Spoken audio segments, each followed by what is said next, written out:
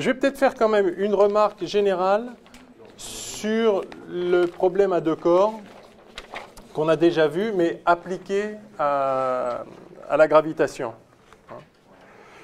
Donc, je vous rappelle l'idée, quand vous avez seulement deux corps, le premier est repéré par une position R1, donc OM1 si vous voulez, le deuxième repéré par le rayon vecteur R2. L'idée, c'est de faire un changement de variable, passer de R1, R2. Donc, on cherche éventuellement les trajectoires des deux corps qui sont soumis à une interaction mutuelle. Alors, on va donc spécialiser sur le cas de la rotation. Donc, on a ici la force que 2 exerce sur 1. Ici, la force que 1 exerce sur 2, qui est évidemment l'opposé de l'autre.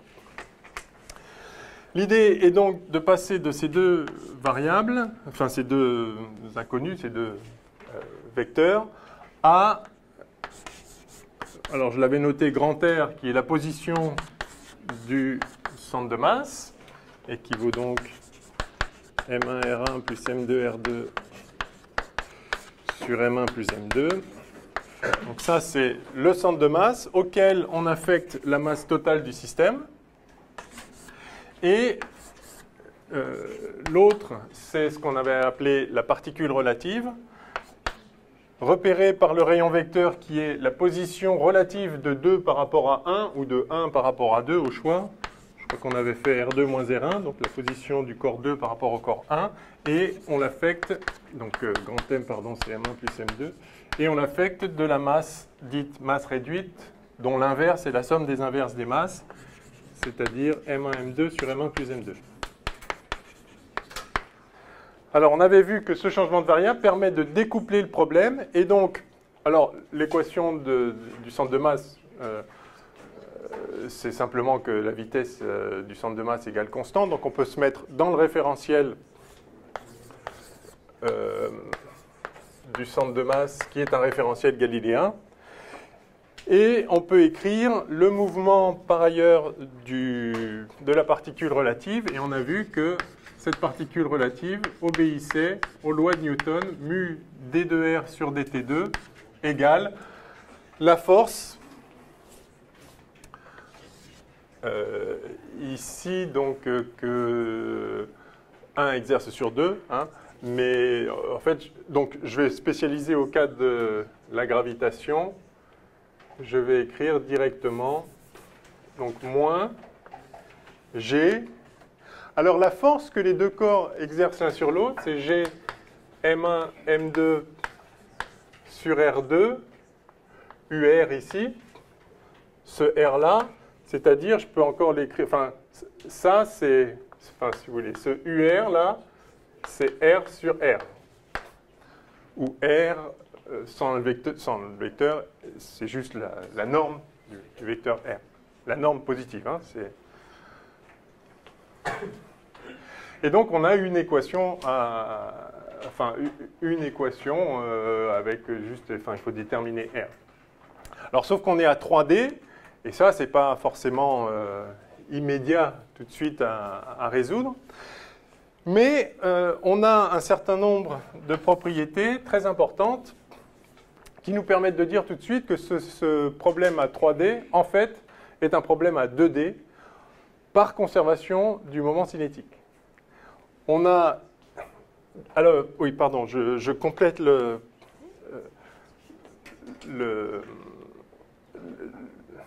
une fois qu'on a résolu en R, on veut R1 et R2, donc il faut inverser ce problème. Et on avait vu que donc R1, c'est grand R.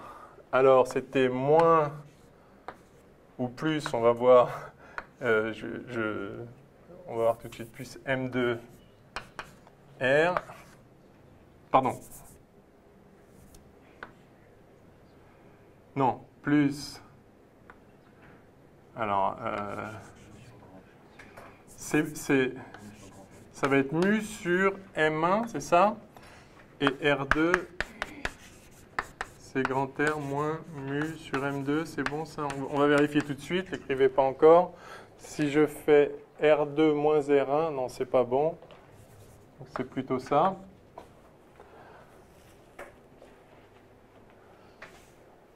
Non, pas du tout. Merde, vous l'avez dit. Enfin. C'est les deux plus avec. C'est. Non, c'est pas les deux plus. C'est quoi la question? L'inversion de ce système-là, ça donne quoi? On avait noté R1 égale grand R moins M2 sur M petit r. Sur grand M, c'est ça, hein? Ouais, c'est ça. Voilà. Et là, plus M1 sur grand M, c'est ça? Ouais. Voilà, ok. Oui, on a bien maintenant R2 moins R1 qui fait M1 plus M2 sur grand M, c'est-à-dire, ok, ça marche. Donc voilà. Donc maintenant, si on est dans le référentiel du centre de masse, alors grand R égale 0. Et donc on a R1 qui vaut moins M2 sur MR et R2 qui vaut M1 sur M. Grand M, c'est M1 plus M2 R. Donc, une fois qu'on a résolu la trajectoire de la particule relative, qui n'existe pas, mais c'est notre intermédiaire de calcul, une fois qu'on a la trajectoire de R, eh bien, on a la trajectoire du corps 1 et la trajectoire du corps 2. C'est exactement la même trajectoire que R, avec juste une homothétie ici. D'accord? C'est R fois un certain nombre. Donc, ce qu'on va trouver, on ne va pas tout refaire en détail parce qu'on n'a pas le temps, on est bien d'accord, mais ce qu'on va trouver, c'est que la trajectoire de la particule relative est une conique, c'est-à-dire soit une ellipse, soit une parabole, soit une hyperbole. Et du coup, c'est vrai aussi pour chacun des deux corps. Donc vous vous rappelez, à un moment, on avait dit, en fait, le Soleil, la Terre ne tourne pas autour du Soleil, la Terre tourne autour du centre de masse du système Terre-Soleil, si on néglige les autres planètes. Ce qui se passe, c'est que donc vous avez... Prenons deux corps soumis à l'attraction gravitationnelle, deux corps dont l'un n'est pas nécessairement super plus massif que l'autre, comme dans le cas du système Terre-Soleil. Deux corps de masse comparables. À ce moment-là, vous allez résoudre l'équation pour la particule relative, qui est celle-ci. Vous allez trouver que R décrit une conique. Alors, si le système est lié gravitationnellement, ça va être une ellipse.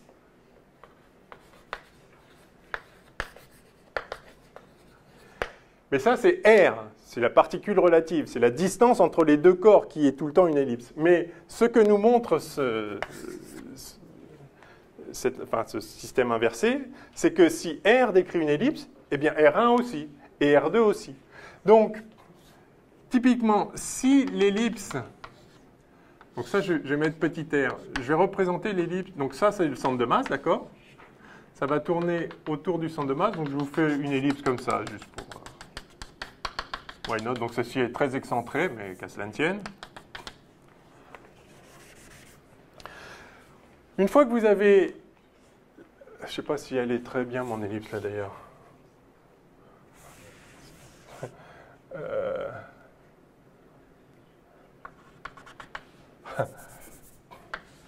Parce qu'il faut que G soit un foyer. Hein.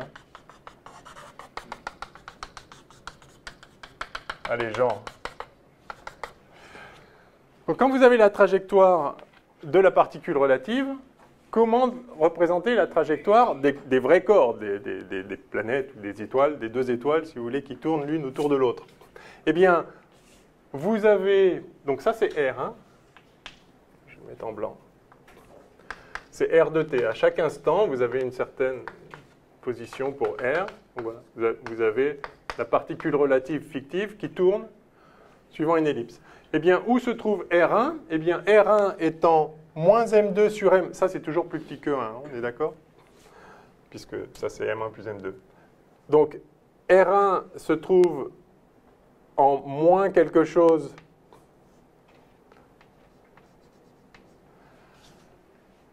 de R. Et donc, quand R est ici, en fait, R1 est là.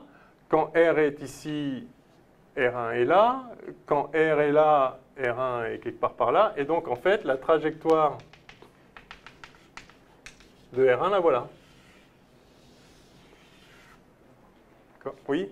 Qu'est-ce que vous avez... Barré R? Parce que je me suis mis dans le référentiel du centre de masse. Donc par définition, grand R qui est OG...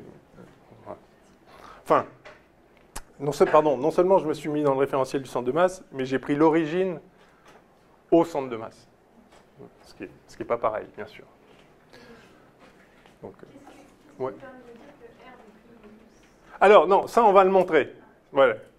Mais, donc, c'est juste pour que vous voyez ce qui se passe. C'est-à-dire, on résout pour R, qui ne représente rien, c'est juste la position relative, mais, donc, on va trouver que c'est une ellipse, enfin, que c'est une conique. Donc, quand le système est lié, c'est une ellipse. Et une fois qu'on les a, voilà comment on peut reconstruire la trajectoire. Donc, le corps 1 se trouve à l'opposé de la particule relative ici, et le corps 2 se trouve en M1 sur M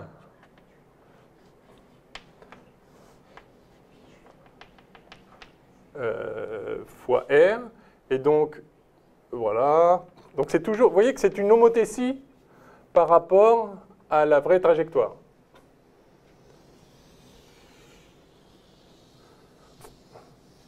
Enfin, la particule relative, c'est une homothétie de rapport plus grand que 1 et inversement. Voilà. Donc, quand vous avez R, vous avez... Ouais, alors évidemment, c'est pas bien dessiné, il faudrait le faire pas à pas, tranquillement. D'accord? Donc, vous voyez que ce rayon R, là, c'est bien, à chaque instant, le vecteur qui relie le corps 1 au corps 2. Donc, par exemple, à l'instant 0, c'est comme ça. Et puis, quand le temps passe, enfin, vous voyez, le temps s'écoule et ça va faire comme ça. D'accord? Enfin, voilà. Il faudrait que ça dépasse. Hein? Que R2 soit... Ah oui, non, c'est ça. Oui, le rapport R2 sur R1, c'est une bonne remarque. Le rapport R2 sur R1, c'est tout simplement le rapport des masses. Vous voyez? Hein, si je prends la norme, j'ai M1 sur grand M fois R divisé par M2 sur grand M fois R. Donc c'est M1 sur M2. Donc c'est vraiment un rapport homothétique. Le corps qui est le plus lourd, le corps, mettons que ce soit le corps 2, enfin non, vu notre dessin, c'est le corps 1 qui est plus lourd. Le corps qui est plus lourd a un mouvement qui est le même qualitativement, mais qui a une amplitude plus petite. Exactement dans le rapport des masses. D'accord? Donc quand vous avez deux étoiles qui tournent l'une autour de l'autre, chacune, en fait, décrit sa propre trajectoire autour du centre de masse. Comme si elle était seule au monde, avec un corps massif au centre de masse. D'accord? Qui l'attirait, elle, sans bouger lui. Ce qui n'a pas de sens. Mais le résultat, c'est celui-là. Et vous voyez que c'est très simple. Hein. Enfin, on n'a pas encore explicité que R, c'était une ellipse, mais même si R, c'était pas une ellipse, quelle que soit la trajectoire de la particule relative, la trajectoire de chacun des deux corps serait la même, juste avec un rapport d'homothétie. L'un d'un côté, l'autre de l'autre, de façon à ce que le point G est évidemment toujours au milieu, enfin au centre de masse des deux. Pas au milieu géométrique, mais au milieu pondéré par les masses. Oui? En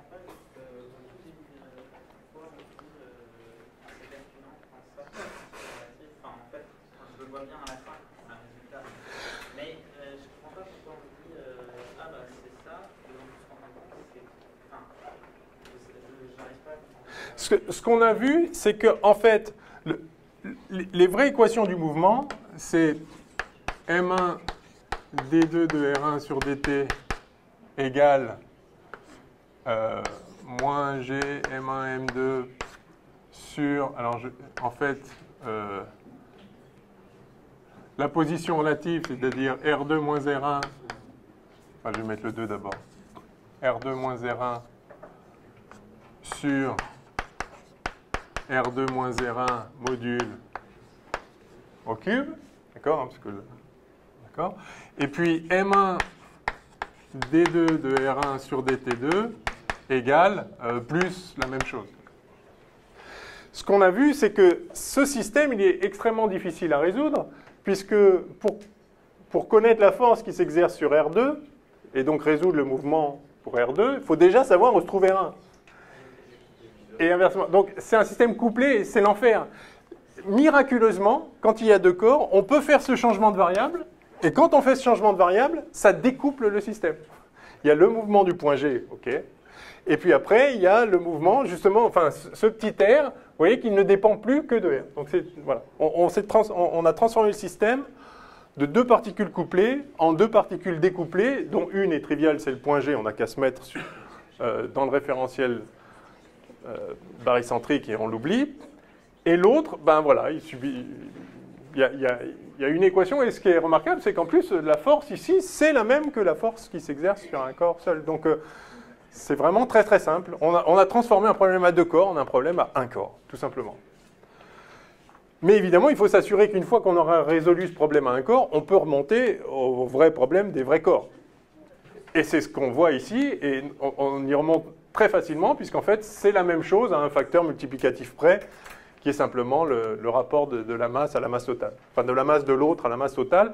Pourquoi de la masse de l'autre? Donc, oui, justement, c'est ça qu'on voit, c'est que le corps qui est le plus lourd va bouger le moins dans le rapport des masses. C'est ce qu'on voit ici. Voilà pourquoi, en général, on dit que la Terre tourne autour du Soleil, parce que dans le cas du Soleil, le centre de masse, il est même dans le Soleil. C'est ce qu'on avait calculé la première, enfin, ou le deuxième cours, ou je ne sais pas quoi. Donc, en fait, le Soleil bouge quand même un petit peu, c'est-à-dire, c'est pas un point, le Soleil, mais donc son centre est là, le centre de masse du système Terre-Soleil est décalé, et donc le Soleil voit son centre qui décrit quasiment un cercle autour de son centre de masse. Donc il fait ça quand même, le Soleil. Alors en réalité, c'est plutôt Jupiter compte plus que la Terre pour son mouvement. Ouais. Bien que Jupiter soit beaucoup plus loin, mais Jupiter est 1000 fois plus massif que la Terre. Donc le centre de masse du système solaire, en gros, c'est le centre de masse du Soleil et de Jupiter. Pas tout à fait, mais quasiment. Bon, enfin, c'est un détail. Et la Terre, pendant ce temps-là, fait un grand, enfin, voilà, fait un cercle beaucoup plus grand. Enfin, c'est pas du tout à l'échelle, hein. Autour du même centre de masse. Pas autour du centre du Soleil, autour du centre de masse du système. Ouais. J'ai plusieurs questions. Oui. La première, est-ce que l'ellipse rouge, elle passe par le foyer de l'ellipse en pointillé ou pas du tout? Non, non. Ok. Non, pas nécessairement. Donc du coup, l'ellipse jaune, elle passe pas non plus... Enfin, l'ellipse rouge, elle passe pas non plus par le foyer de l'ellipse jaune? Non. Okay. Ça peut par hasard dans un rapport de masse très particulier, mais c'est complètement par hasard. Okay.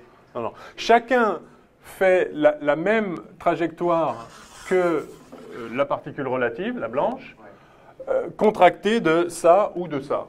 Et alors, donc tout dépend de l'excentricité de l'ellipse. En l'occurrence, d'ailleurs, une façon de le voir, c'est que si votre ellipse, en fait, c'est un cercle, qui est une ellipse particulière, sans excentricité, c'est quasiment le cas quand c'est la Terre et le Soleil, mais vous pouvez avoir deux étoiles en rotation l'une autour de l'autre avec la particule relative qui décrit un cercle. Donc chaque étoile va décrire un cercle autour du centre de masse. Et donc, si ça, c'est la particule relative, ce cercle-là, eh bien, une va faire... D'ailleurs, si elles ont la même masse, elles vont faire des cercles toutes les deux. Si elles ont la même masse, ça va même être le même rayon. Mais vous voyez que donc ça ne passe pas par le foyer de l'autre, enfin, ça ne passe pas par le centre. Aucune ne passe par le centre, bien évidemment. Enfin, aucune trajectoire ne passe par le centre. Mais ça pourrait être comme ça aussi, hein. Le point étant que, voilà, donc quand celle-ci est là, celle-ci est là. Quand celle-ci est là, celle-ci est là. De telle sorte que la particule relative, qui va de là à là, ou de là à là, c'est le total. Ça, c'est ça, c'est ça, etc. Voilà, donc deux étoiles peuvent tourner l'une autour de l'autre quand on dit deux étoiles tournent l'une autour de l'autre, c'est pas vrai. Enfin, en vrai, elles tournent les deux autour de leur centre de masse. Mais évidemment, du point de vue de l'un, l'autre tourne autour de lui, et réciproquement. Donc on peut aussi dire qu'elles tournent l'une autour de l'autre. Mais il faut vraiment comprendre que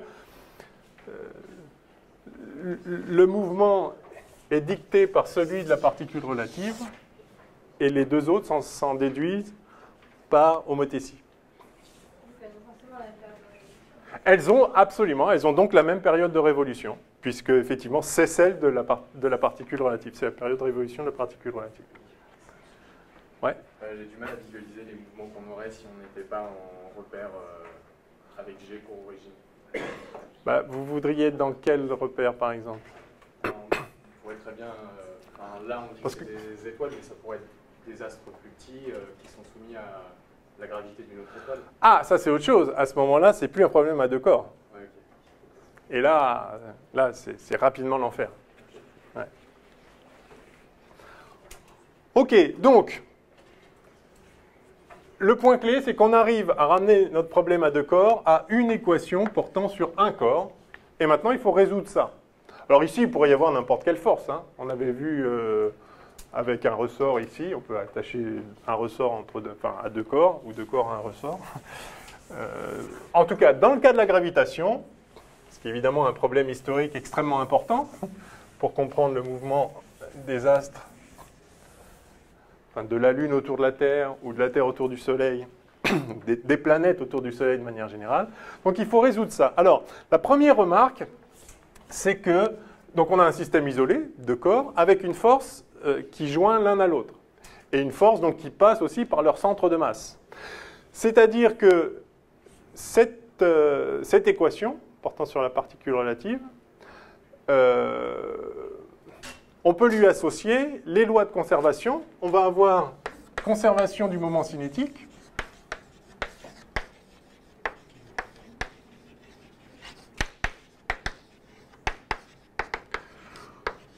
Pourquoi conservation du moment cinétique? Parce que qu'on a ici une force, on dit centrale, c'est-à-dire que la force est dirigée suivant le rayon vecteur. C'est R sur R3. C'est-à-dire que si vous prenez, donc on a l'origine du repère, maintenant c'est G, tel qu'on l'a mis pour juste éliminer ce grand terme, enfin c'est juste une constante, hein, c'est un détail, mais si vous regardez, donc vous avez ici la particule relative avec sa masse mu, bien vous avez un corps soumis à la dite force ici. Si vous calculez le moment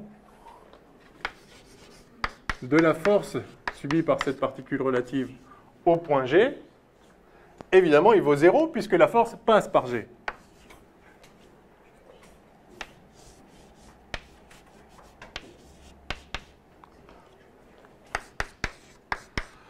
Si le moment vaut 0, et c'est la seule force, donc c'est la somme des moments vaut 0, le moment cinétique se conserve.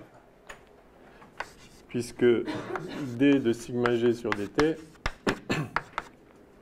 égale somme des moments au point G. Donc ça fait 0. Ouais. Ça ne montre pas aussi que le mouvement suit un rapport. Alors justement, on va en déduire maintenant que le mouvement est plan. Yes. Yes. Parce que par ailleurs, que vaut sigma g? Enfin, sigma calculé au point G. C'est le sigma de la particule relative calculé au point G. Ce sigma G, il vaut, eh bien, R vectoriel mu V, où R est la position de la particule relative, V est la vitesse de la particule relative, c'est-à-dire dr sur dt, tout simplement. Donc ce truc-là est constant.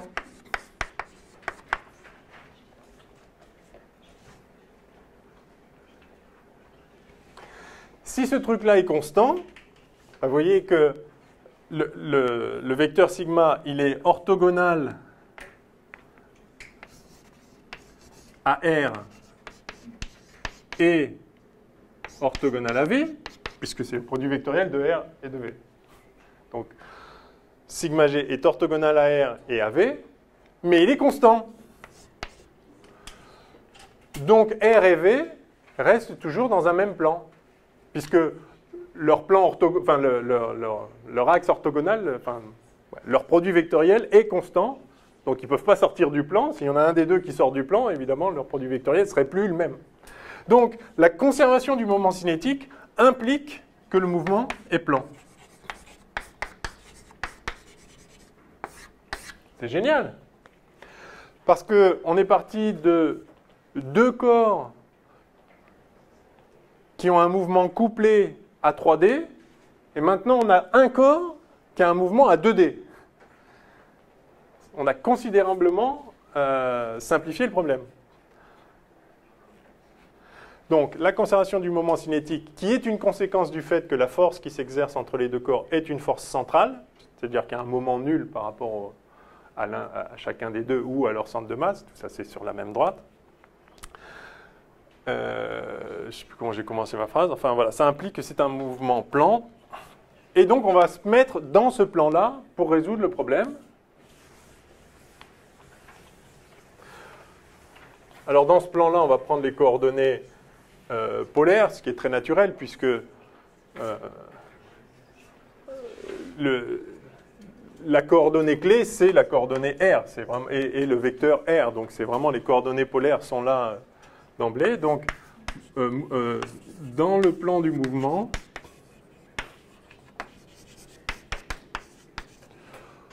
on choisit, simplement pour simplifier la vie, des coordonnées polaires.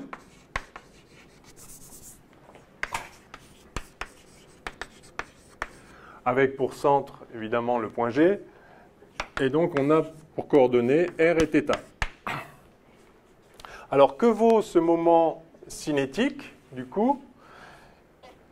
Alors, donc, je vais le réécrire, mais ça, vous connaissez les coordonnées polaires maintenant. R égale R UR. On a V qui vaut, il faut dériver ça, donc R point UR plus R θ point Uθ, d'accord? Et donc le moment cinétique, il suffit de le calculer. Je vais l'appeler sigma 0. Oui, bon, oui. Puisqu'il est constant. Donc c'est R vectoriel mu V. Alors ça vectoriel ça fait 0. Donc il reste ça vectoriel ça. Et donc ça fait mu R2 θ point UZ, enfin le vecteur, le troisième vecteur, enfin celui qui est orthogonal au plan et orienté dans le bon sens avec la règle des trois voies. Enfin, voilà. Donc ça, c'est constant. Donc je peux dire que M R2 θ point carré égale constante. Je vais l'appeler sigma 0, la norme de ce vecteur, vecteur moment cinétique. Hein? Si, c'est un sigma G. Je mets sigma 0 pour... allez, je le mets sigma G si vous voulez. C'est une constante, c'est le point clé. Ouais, voilà. Donc ça, c'est formidable parce que donc on s'est ramené à un problème, à un corps, dans un plan, c'est-à-dire avec deux coordonnées, mais la conservation du moment cinétique implique qu'en fait, il y a un lien direct entre les deux coordonnées R et θ, c'est-à-dire que θ point, c'est θ point tout court, là, oui, excusez-moi, R2 θ point. Θ point, c'est une constante sur mu R2. Donc si on connaît R, on connaît θ point. À chaque position du corps, le θ point, c'est-à-dire la vitesse angulaire, est déterminé. Donc en fait, on peut éliminer même θ dans l'affaire. D'accord? Θ, c'est l'intégrale des sigma g sur mu R2, depuis le θ de départ. Donc à l'instant t égale 0, on va prendre θ égale 0, enfin il faut choisir une référence quelque part. Et donc on a θ de t, si on connaît R de t. En tout cas, on peut transformer θ, enfin on peut remplacer θ et oui.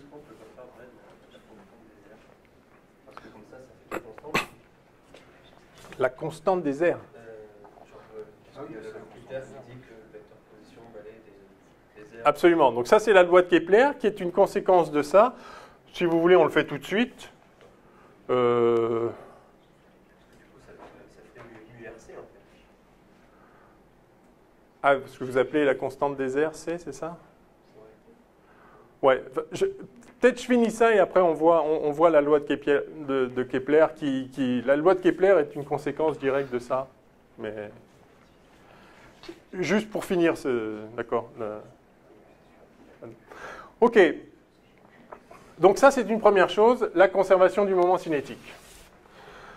Il y a une autre chose qu'on peut dire, puisqu'on a une particule, certes virtuelle, mais enfin, l'équation, elle est ce qu'elle est. Je peux utiliser toutes les techniques standards comme si c'était une vraie particule avec sa propre masse. Donc, première technique, conservation du moment cinétique. Ça me donne ça. Deuxième chose que je peux dire, c'est qu'il y a une conservation de l'énergie, puisque ça, c'est comme si c'était une vraie particule de masse mu soumise à cette force-là, mais cette force-là, elle dérive d'un potentiel. D'accord? C'est la force de gravitation standard, en fait. Tiens, petite remarque d'ailleurs, pour le plaisir de l'esprit, ça, je peux encore le réécrire comme ça.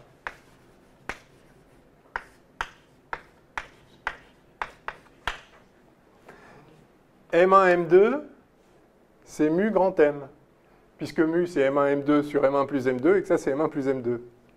Donc, en fait, la force qui s'exerce entre les deux vraies particules de masse M1 et M2, c'est aussi la force qui s'exerce entre les deux fausses particules, celle qui a la masse mu et celle qui a la masse grand M. C'est joli. Bon, en tout cas, on a cette force, elle dérive d'un potentiel, elle est en 1 sur R2, enfin en moins 1 sur R2, donc c'est quoi le potentiel associé? On va l'écrire, donc je peux effacer tout ça maintenant, oui. Si on oublie la loi de Kepler, vous me le rappelez à la fin, enfin on ne va pas l'oublier, mais au cas où. Donc conservation de l'énergie.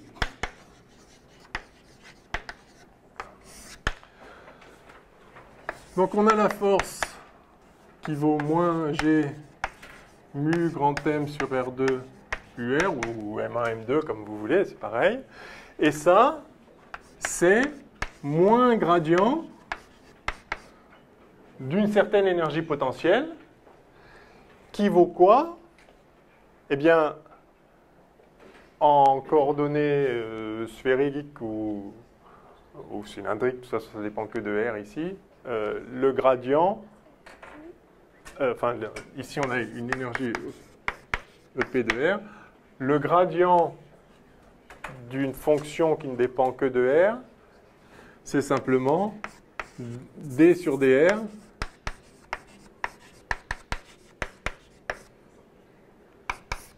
UR. Donc, ça c'est le gradient. Donc avec le signe moins, ça fait moins. Donc EP de R, c'est l'intégrale c'est la primitive de G mu grand M sur R2, c'est-à-dire moins G mu grand M sur R. Donc on a EP de R qui vaut moins G mu grand M sur R, ou, si vous préférez, moins G M1 M2 sur R, c'est pareil. C'est l'énergie potentielle d'interaction entre les deux corps, d'interaction gravitationnelle.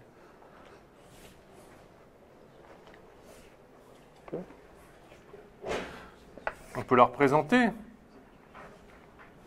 Alors, plus une constante, toujours, hein, c'est défini à une constante près. Il est d'usage de prendre la constante telle que cette énergie potentielle soit nulle à l'infini. Quand les deux corps sont infiniment éloignés, il n'y a plus d'interaction. Enfin, elle tend vers 0 en 1 sur R2, l'interaction. Et donc, tant qu'à faire, par convention, on prend l'énergie potentielle nulle à l'infini. Et donc ça, c'est juste un potentiel en 1 sur R. Donc voilà, je peux le représenter comme ça. Voilà l'énergie potentielle.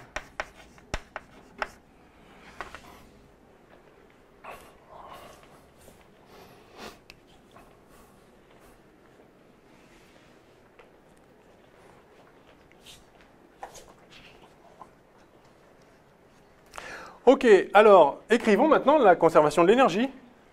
Où est-ce que c'est celle-là? Je vais laisser ça dans un coin. Mu R2, je vais le mettre là, le truc là-bas, là, la conservation du moment cinétique, mu R2 θ point égale constante.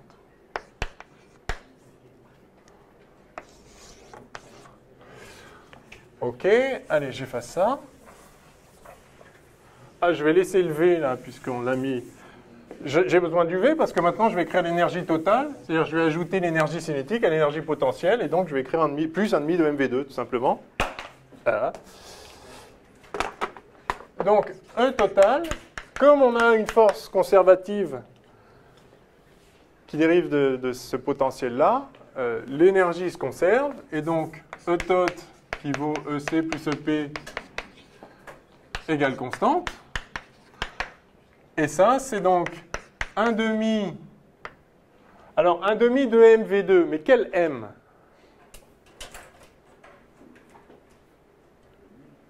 Mu, c'est la particule relative, d'accord? Je résous l'équation du mouvement de la particule relative.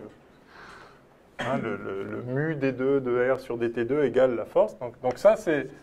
Je fais comme si c'était une vraie particule. 1,5 de mu V2 plus cette énergie potentielle, c'est-à-dire moins G mu grand M sur R. Voilà. Et que vaut V2? Bah, ça fait R point carré plus R2 θ point carré. La norme de ce truc-là. Donc ça fait 1,5 de mu R point carré. Ça, c'est la partie radiale, si vous voulez, de la vitesse. Et puis ça, c'est la partie angulaire, donc plus 1,5 de mu R2 θ point carré moins G mu M sur R. Eh bien, tout ça, c'est constant. Je peux effacer la vitesse, là? Yes.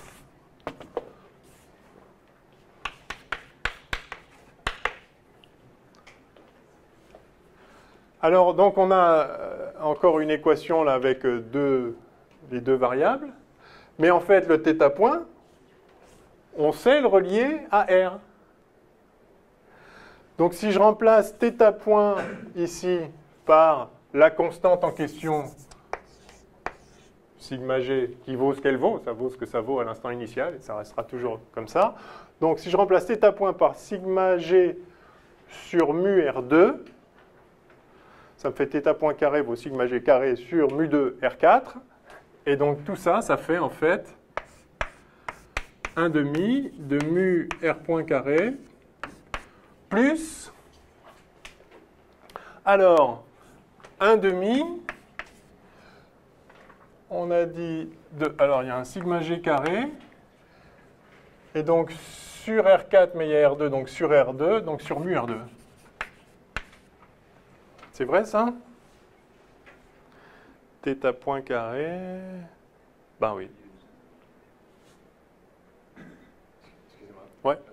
Ça correspond à quoi la dérivée là, que vous avez notée après? Ça, c'est le gradient. Ah, c'est égal. Le gradient, c'est la dérivée. Enfin, si on était en cartésienne, ce serait le vecteur pour composante d sur dx, d sur dy, d sur dz. En sphérique ou en cylindrique, enfin, quand ça dépend que de R, il y a juste cette composante-là.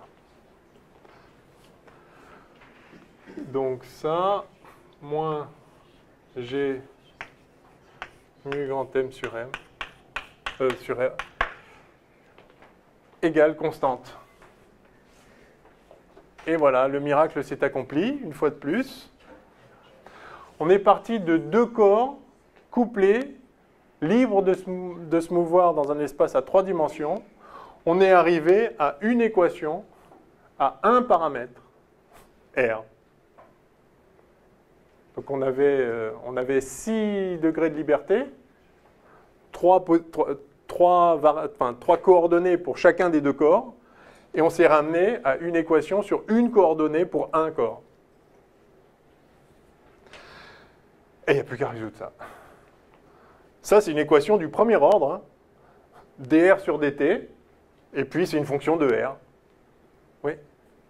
Non, vous dites, là, on a qu'un seul paramètre, c'est R, mais en fait, dans le sigma g, il y a des tas de points, puisqu'il y a Oui, mais justement, là, on a deux équations. Donc, conservation de la quantité de mouvement, du moment cinétique, conservation d'énergie, ça nous fait deux équations dans lesquelles il y a R et θ. Et on a éliminé θ entre les deux. Voilà. Ça nous permet d'éliminer facilement θ. Donc, maintenant, il n'y a plus que R. Donc, ça, cette constante, je vais l'appeler E0. D'ailleurs, c'est l'énergie qu'il y avait au début, d'accord, et qui restera toujours la même. Donc, ici, j'ai dr sur dt qui vaut une fonction de R.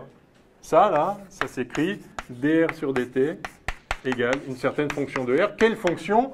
Bah, racine de E0 moins tout ça, fois 2 sur mu. OK, ça vaut ce que ça vaut, c'est une fonction de R.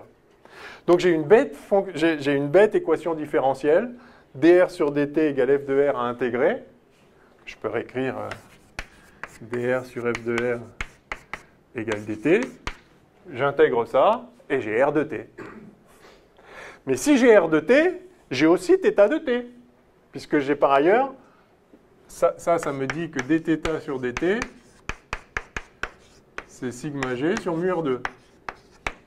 Donc si j'ai R de t, bah, j'ai dθ qui vaut sigma g sur mu R2 fois dt, et j'intègre, et puis j'ai θ de t. Donc j'ai R de t, donc ça me donne, enfin, oui, bref, ça me donne R de t, l'autre me donne θ de t.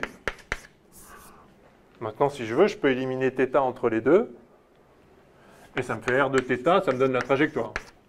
Ce qui est moins riche que d'avoir R de t et θ de t, mais si je fais ça, on ne va pas le faire, mais vous comprenez enfin, je veux bien le faire, mais ça n'a pas forcément grand intérêt qu'on fasse ces calculs-là. Si on fait ça, donc vraiment, il y a juste à intégrer ce truc-là. Il se trouve que c'est intégrable par chance, c'est pas trop compliqué. Enfin, c'est un peu galère à faire sur tout le tableau. On trouve que le R de θ, c'est une conique. Alors, je vais vous l'écrire sous forme qui va bien.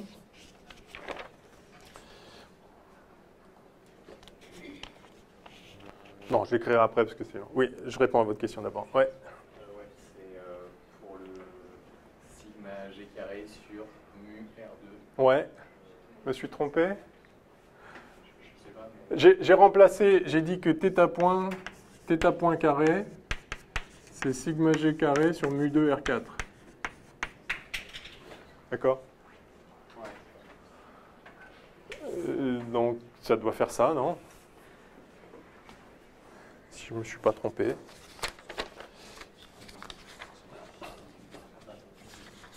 Non, c'est ça. C'est ça. OK.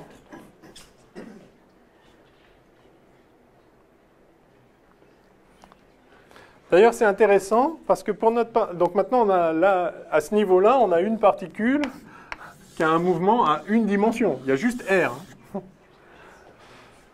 Et vous voyez que tout se passe comme si cette particule était soumise à ce potentiel-là. Ça, on peut l'appeler énergie potentielle effective. Auquel cas, donc, si on voit cette équation comme l'équation qui concerne une particule à une dimension, puisqu'il n'y a qu'une seule coordonnée, R, vous avez 1/2 de la masse fois la vitesse au carré, l'énergie cinétique, plus un truc qui dépend de R, une énergie potentielle, égale constante. Donc tout se passe comme si, en fait, notre particule, qui maintenant est un corps qui se déplace à une dimension, la dimension R, était soumise à ce potentiel-là, qui est la somme du vrai potentiel gravitationnel, plus d'un terme supplémentaire ici, qu'on appelle souvent barrière centrifuge.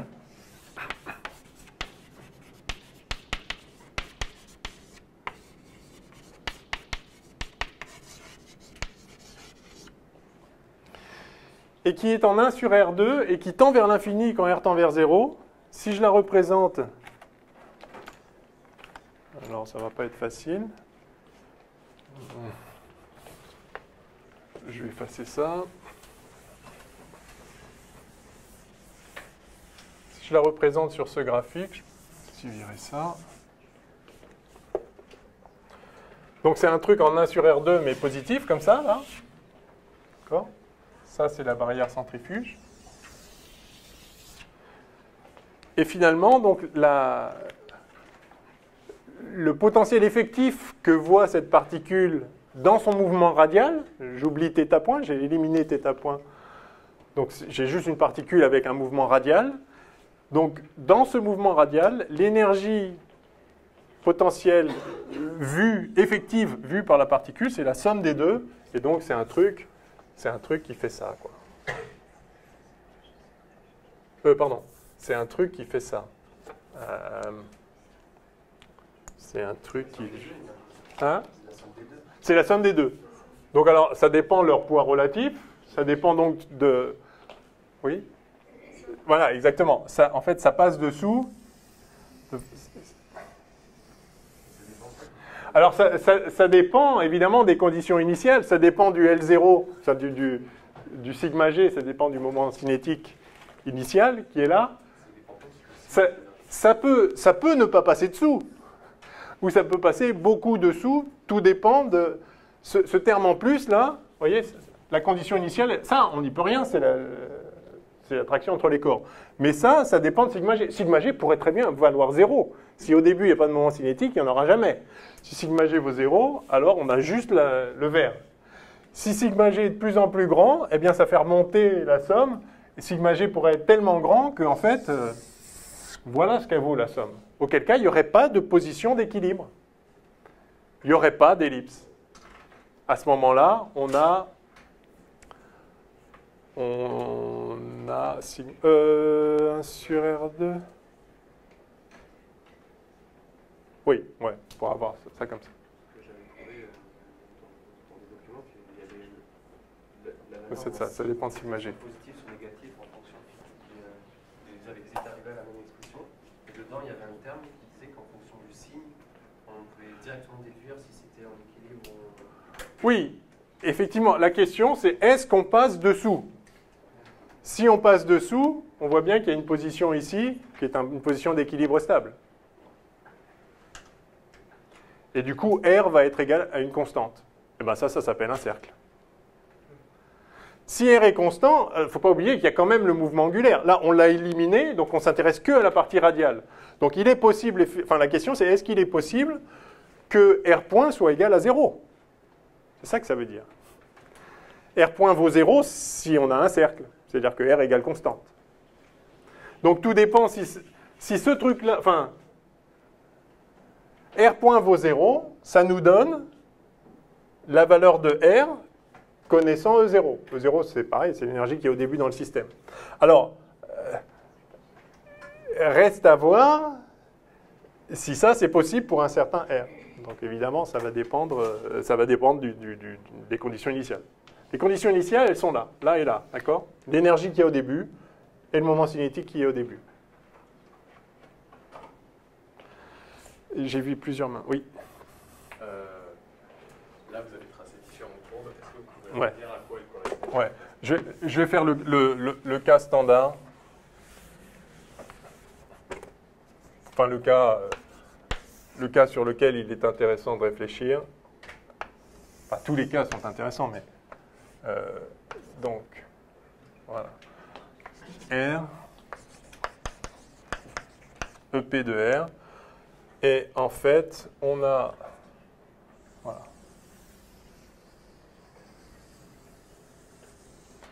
Voilà la forme typique de la somme des deux potentiels qui est...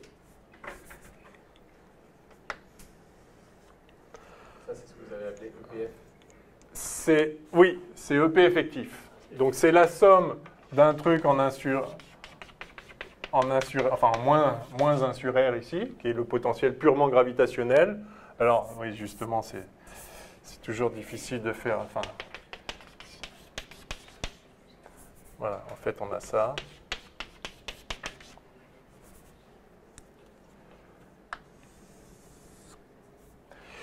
Donc ça, c'est la partie purement gravitationnelle. Et il y a la partie barrière centrifuge, en fait, qui récupère le terme en θ point, mais converti en R, et qui est celui-là. Voilà.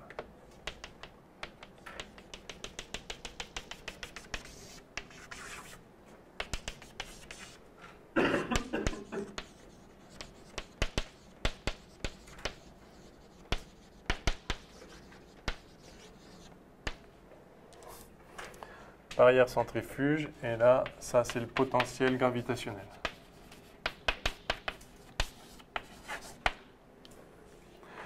Donc tout ça, c'est le potentiel effectif du mouvement radial.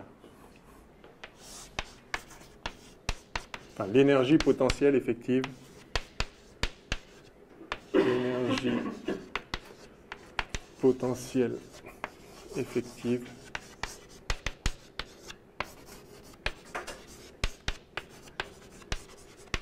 du mouvement radial. Alors, on est bien d'accord que si sigma g vaut 0, en fait, ça ne va pas remonter comme ça, puisque ce terme-là vaut 0 en vrai. Donc, on a juste le potentiel gravitationnel. Mais sinon, on va toujours avoir un truc... En fait oui, non, j'ai dit une bêtise tout à l'heure quand j'ai fait la courbe au-dessus. Ce sera toujours sous cette forme-là. Pourquoi? Parce que à l'infini, c'est lui qui domine sur lui. 1 sur R2, ça tombe, quelles que soient les valeurs ici, sauf si c'est 0. C'est pour ça que je mets à part le cas 0. Si sigma g ne vaut pas 0, ce terme-là, si on va suffisamment loin, il va être négligeable devant celui-là. Parce qu'un sur R2, ça tombe bien plus vite que 1 sur R. Donc même si ça part de beaucoup plus haut, il y a un moment, il va finir par être plus petit que celui-là. Donc, on va atteindre 0 à l'infini par en dessous. Par contre, en 0, quand R tend vers 0, ça explose beaucoup plus vite que ça. Donc, sauf si sigma g vaut 0, encore une fois, si sigma g vaut n'importe quoi, même super petit, ça va finir par exploser, ça va être beaucoup plus grand que ça. Donc, sauf si sigma g vaut 0, on a toujours une forme comme ça en vrai. C'est-à-dire qu'on a toujours un truc qui est positif et qui tend vers l'infini en R égale 0, et un truc qui est passé négatif à un moment, puisque à l'infini, c'est négatif, et ça tend vers 0 par en dessous. Donc la forme, elle est toujours comme ça. Alors ça peut être décalé, plus ou moins tassé, plus ou moins vers la droite. Bon, de toute façon, on n'a pas mis d'échelle là-dedans, donc la forme, c'est toujours celle-là. Sauf si sigma g vaut 0 strictement égal à 0, c'est-à-dire qu'il n'y a pas de moment cinétique entre les deux corps, c'est-à-dire que la vitesse initiale des deux corps, elle n'a aucune composante radiale. C'est-à-dire soit vous les lâchez sans vitesse initiale, ils vont tomber l'un sur l'autre, poum. Soit vous donnez une vitesse relative, mais le long du rayon.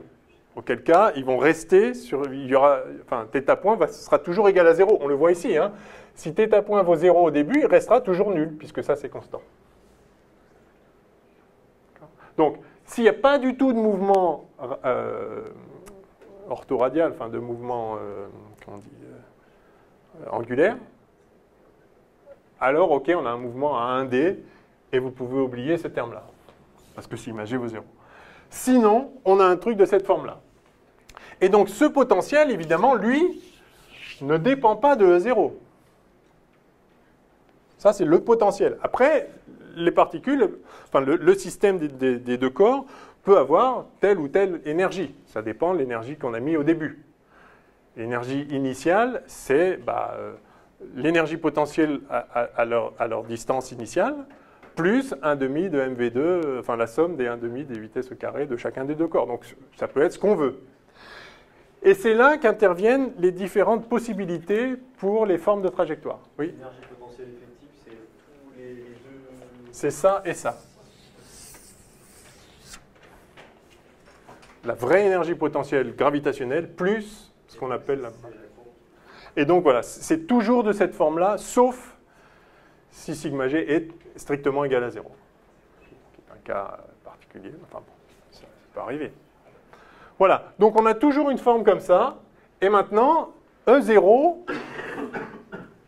eh bien, ça vaut ce que ça vaut. Alors c'est forcément supérieur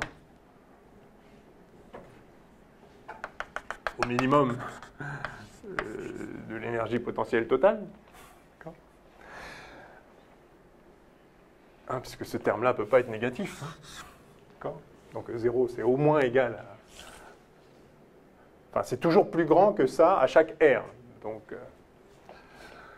Donc E0, maintenant, ça peut être là, ça peut être là, ça peut être là, sur l'échelle des énergies. Et donc, Si E0 est ici, par exemple, eh bien, votre système, enfin votre particule relative ici, elle ne pourra jamais aller plus loin que ce R max, ni plus petit, ni plus près du centre de masse que ce R min. Puisque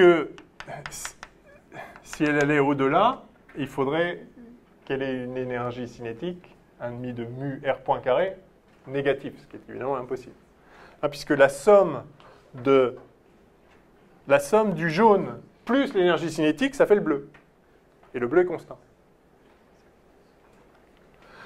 Donc en fait, la particule, ici, la particule relative, elle va avoir une trajectoire qui est bornée entre R max, où le 1,5 de mu R point carré va valoir 0, et le R min, où aussi 1,5 de mu R point carré va valoir 0. Et quand elle va se trouver là, par exemple, eh bien, elle va avoir un R point, donc une vitesse radiale, qui est ce qu'il faut pour que... Enfin, ici, on aura 1,5 de mu R point carré. Voilà. Le complément, enfin, standard. Là, si on est tout en bas, ça fait un cercle. Alors, si on a l'énergie, effectivement, qui est pile celle-là, je vais l'appeler énergie C, comme énergie critique, ou énergie cercle, éventuellement. Quand on est là, effectivement, il ne peut pas y avoir de vitesse, on ne peut pas s'éloigner de là, puisqu'il faudrait tout de suite avoir une vitesse dont le carré est négatif, ce qui n'est pas possible. Donc, effectivement, l'énergie du mouvement circulaire, c'est celle qui correspond au minimum de cette équation, de cette énergie potentielle, qu'on peut calculer. Vous dérivez ça par rapport à R, et vous allez voir quel est le minimum. Vous allez voir la position, ici, je vais l'appeler RC, le rayon du cercle associé à ce potentiel-là.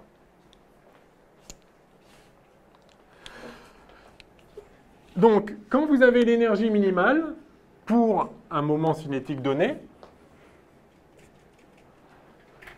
vous avez une trajectoire circulaire. Si vous augmentez l'énergie, c'est-à-dire, par exemple, vous donnez une vitesse plus grande initialement à la particule relative, c'est-à-dire une vitesse relative plus grande aux deux corps, une relative entre les deux corps plus grande, eh bien, vous allez avoir une énergie qui est de plus en plus grande, et vous allez avoir ici donc une ellipse avec une excentricité qui n'est pas zéro, c'est-à-dire qu'il y a un R min et un R max. D'accord ? On peut s'éloigner plus loin du centre de masse ou plus près, et ça fait une trajectoire comme ça elliptique, jusqu'à ce que vous ayez l'énergie ici E0 qui vaut 0. Et à ce moment-là, vous voyez que la particule, elle peut aller jusqu'à l'infini. Elle va y aller. Donc quand E0 vaut 0, vous avez ici une trajectoire parabolique. Donc tout ça, ça correspond à une ellipse. Ici, ça correspond à une parabole. C'est-à-dire que vous allez aller à l'infini, mais avec une vitesse de plus en plus petite, et à l'infini, asymptotiquement, vous allez avoir une vitesse nulle, puisque le 1,5 de mR point carré, qui est le complément entre l'énergie potentielle et votre énergie, qui ici vaut 0, devient de plus en plus petit. Donc vous allez arriver à l'infini avec une vitesse nulle. Enfin, vous allez tendre vers une vitesse nulle en allant à l'infini. Et maintenant, si vous avez une énergie initiale qui est plus grande, eh bien, vous allez avoir une hyperbole, enfin, une branche d'une hyperbole. Vous n'allez pas vous retrouver d'un seul coup sur l'autre branche. Vous démarrez dans une certaine branche et vous y restez, bien sûr. Et vous voyez qu'à nouveau, vous pouvez aller jusqu'à l'infini, mais vous allez atteindre asymptotiquement à l'infini une vitesse qui n'est pas nulle. Une vitesse qui vaut ce qu'il vaut pour que ça soit un demi de mv2. Un demi de mu v2. Sachant que la composante radiale tend vers 0 quand ça tend vers l'infini. Oui. Enfin, elle devient négligeable, pardon. Oui. Je ne vois pas trop la différence entre une parabole et une hyperbole. Alors, enfin... Parce que l'hyperbole, normalement, il y a deux parties, mais là, on n'en aura forcément qu'une. Oui, Donc, alors, c'est juste pas exactement la même... enfin, vous savez des... donc, mettons que typiquement, vous avez... Supposons qu'il y a un corps qui est beaucoup plus massif que l'autre. Peu importe, on s'intéresse à la particule relative. Donc, voilà le point G. Et donc, dans une parabole, vous allez avoir un truc comme ça, avec une distance de plus petite approche, ici. Elle est où, la distance de plus petite approche? Ben, elle est là. C'est ce point-là. Hein? Ça ne peut pas aller plus près que là. Donc ça, c'est... Enfin, c'est un Hermine, quoi. Mais, merde! Oh, c'est pas vrai! Oh, non, mais je suis pas maladroit, là. C'est trop tôt aussi, le matin. Alors, donc, voilà. Maintenant, si c'est une hyperbole, la trajectoire, elle va être comme ceci. On va arriver... Oui, ça n'a pas d'asymptote, ça. Hein. C'est-à-dire qu'en fait, vous allez aller jusqu'à l'infini comme ça. Hein. Mais, enfin, bon, bah, c'est une parabole. Dans le cas d'une hyperbole, vous allez avoir, ça va aussi aller à l'infini, bien sûr, mais donc G, c'est toujours le foyer, hein, que ce soit le foyer de la parabole, le foyer de l'hyperbole. Vous allez avoir des asymptotes comme ça, et votre trajectoire, elle va être un truc comme ça. Enfin, je ne sais plus quelle couleur prendre. Ça va faire un truc comme ça. D'accord. Bon. La parabole, je ne sais pas, elle est peut-être comme ça. Enfin, mais c'est pas pareil. Enfin, c'est pas la même trajectoire. Mais le point clé, parce que bon, je suis d'accord, ça vient de l'infini, ça part à l'infini. On peut dire qualitativement, c'est pareil.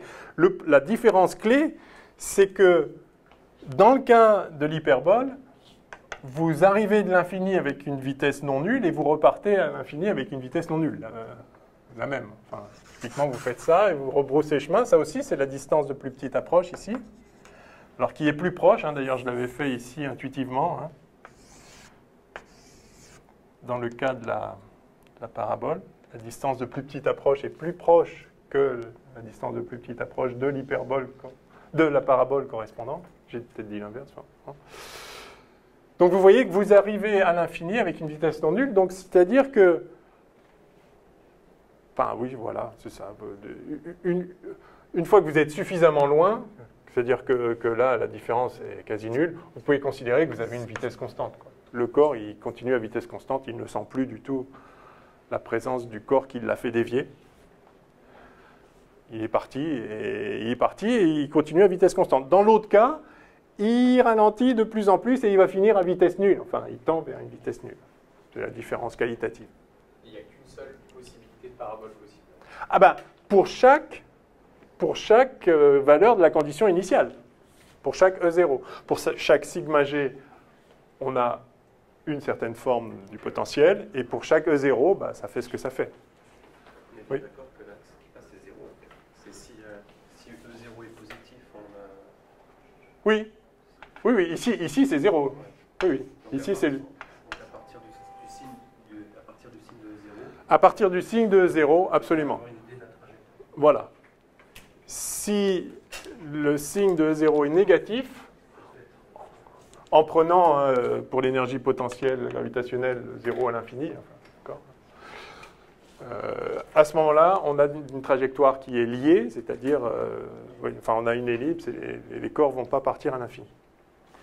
Alors, c'est vrai pour la particule relative, c'est donc vrai pour chacun des corps. Hein. Si la particule relative a un mouvement ellipsoïdal, chacun des corps aussi. Si la particule relative a un mouvement hyperbolique, chacun des corps aussi, puisque c'est une homothétie, ce qu'on a vu au début. Ouais. Il y a quelque chose que je n'arrive pas très bien à comprendre quand on parle de l'énergie potentielle et de l'énergie cinétique. Si on a deux corps qui s'approchent dans des vitesses initiales non nulles, au début, il n'y a pas d'énergie potentielle. Enfin, elle est faible. Elle vaut ça. À l'infini, c'est 0, d'accord. Donc c'est 0. Petit à petit, il y a de l'énergie potentielle Négative. négative. Eh bien oui. L'énergie potentielle gravitationnelle, c'est ce terme-là. C'est pour ça, c'est la courbe rouge ici. Donc elles perdent de l'énergie potentielle. C'est une force attractive. Ça veut venir. Et, enfin, ça veut les rapprocher. Et du coup, elles perdent de l'énergie potentielle et elles gagnent de l'énergie cinétique. Donc, quand on dit c'est zéro l'énergie potentielle, ça veut pas dire il n'y en a pas et on ne peut rien en faire. Non, il y en a au sens où il y en a plus que si elles étaient plus près. Faites le raisonnement à l'inverse. Démarrez dans une position où elles sont à une certaine distance l'une de l'autre. Il y a une force entre les deux qui les attire. Si vous voulez les porter à l'infini, il faut que vous travailliez contre la force. Il va falloir dépenser de l'énergie pour les mettre à l'infini. Je vais réfléchir. Le fait qu'on l'appelle zéro à l'infini, c'est une convention. On pourrait dire que ça vaut 200 milliards de joules. C'est défini à une constante près. Donc juste, on le met à zéro, histoire de. Mais du coup, voilà pourquoi l'énergie potentielle peut être négative. Elle est juste moins que... elle est moins que là où vous avez décidé que c'était zéro. Donc si vous avez deux corps relativement proches l'un de l'autre, enfin, à une certaine distance l'un de l'autre, il y a une énergie potentielle entre elles, mais la valeur de cette énergie potentielle en elle-même ne veut rien dire, ça dépend de votre convention. Par contre, si vous les éloignez, vous augmentez l'énergie potentielle. Exactement comme quand on prend un corps sur la table et que je le monte. J'augmente l'énergie potentielle. Alors si je décide qu'à l'infini ce sera zéro, du coup c'était négatif là. Plus ça va bas, plus c'est négatif. C'est vous, ouais. En fait, je sais qu'on peut envoyer des vaisseaux et servir des planètes pour aller plus vite. Ouais. J'imagine que c'est ce principe. Mais en fait, je n'arrive pas à le comprendre avec le vent. Oui. Si c'est pas ce principe. Alors. Est-ce qu'on peut comprendre en lisant? Non. Non. Ok, merci pour ça. Oui, parce que là, effectivement, ce que vous dites, c'est que vous partez avec une certaine énergie, vous vous rapprochez. Donc là, ici, vous avez de plus en plus d'énergie, puisque la différence avec l'énergie potentielle est de plus en plus grande. D'accord ? Si vous venez de là, là, vous avez 1,5 de MV2, 1,5 de MV2, 1,5 de MV2 qui augmente, 1,5 de MV2 qui augmente. Et puis, quand ça repart, vous vous retrouvez avec la même énergie qu'au début. L'énergie se conserve. Alors en fait, j'ai fait une vidéo sur ma chaîne YouTube IT d'Orion, exactement sur ce problème-là. Je vous la recommande. Ça doit s'appeler fronde gravitationnelle ou un truc comme ça. Vous la verrez. Ok, oui. J'ai juste un peu de mal avec la première partie de la courbe. On est d'accord que la jaune, c'est l'énergie potentielle Effective. Une énergie potentielle positive, j'ai du mal. Au début de la courbe, avant le point. Ouais, Pourquoi si le potentiel est en 1 sur... d'accord. Ah. Physiquement, Alors, oui, alors physiquement, très bien, très bonne question. C'est pour ça qu'elle s'appelle barrière centrifuge, d'ailleurs. Physiquement, voilà ce que ça veut dire. C'est ça, c'est que là, on a éliminé θ pour faire un truc à juste considérer que le mouvement radial. Mais il ne faut pas oublier qu'il y a aussi un mouvement angulaire. Et le truc, c'est que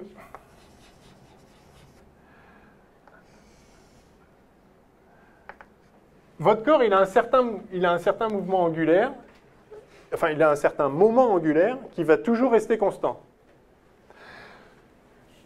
Ça veut dire que plus il se rapproche en termes de distance, c'est-à-dire plus r est petit, plus θ point est grand, plus il y a une vitesse angulaire grande. Et si vous voulez l'amener super près, alors il va super vite, angulairement.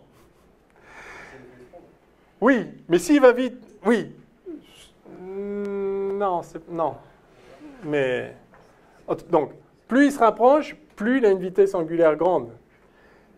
Et puisque vous avez l'énergie totale qui se conserve, il est clair que la vitesse angulaire, elle ne peut pas être n'importe quoi non plus. Puisqu'un demi de MV2 ne peut pas être plus grand que l'énergie de départ. Donc en fait, si vous avez une certaine énergie au départ et un certain moment angulaire, vous ne pouvez pas aller plus près qu'un R minimum. Parce que pour aller plus près, il faudrait avoir une vitesse angulaire plus grande que ce que vous permet le 1,5 de MV2 égale l'énergie totale. Donc en fait, c'est ça, c'est que... alors, on peut le voir comme une force centrifuge. Si vous vous mettez dans le référentiel tournant avec la particule, c'est-à-dire tel que son θ, c'est toujours 0, alors dans ce référentiel-là, quand vous commencez à avoir un θ point très élevé, une vitesse angulaire très grande, d'accord, vous suivez la particule hein, dans son mouvement. Dans ce référentiel-là, il y a les forces d'inertie. Et il y a une force centrifuge. D'accord, dans le référentiel tournant. Et oui, il y a une force centrifuge qui fait que plus vous tournez vite, plus la force centrifuge est grande. Et c'est ça qui vous empêche de venir. La voilà, ça c'est le potentiel de la force centrifuge. C'est ça le potentiel positif. C'est ça. C'est le potentiel de la force centrifuge.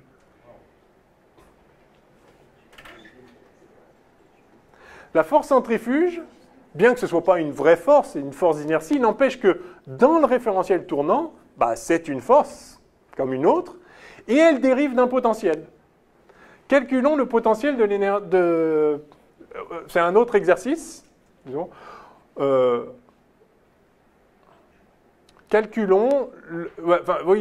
Déterminons le potentiel de la force centrifuge. Est-ce qu'on a fini là ou peut-être je peux effacer ça. Je viens à ça tout de suite. Je finis juste, je regarde s'il n'y a pas une autre remarque à faire ici. Bon, oui, donc vous avez le grand axe de l'ellipse qui vaut R max plus R min. Hein, parce que votre ellipse, elle fait comme ça. Donc il y a un R max ici. Ici, il y a R min. Hein, donc, bah, le grand axe, c'est 2 fois le demi-grand axe. Le grand axe, c'est R max plus R min. D'accord, on le comprend là-dessus.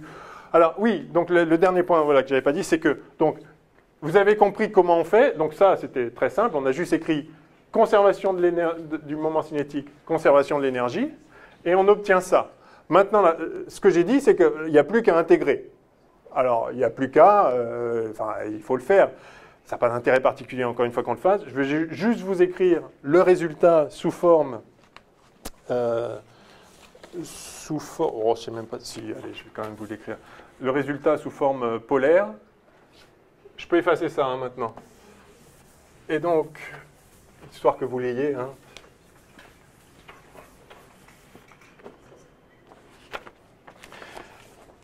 on obtient...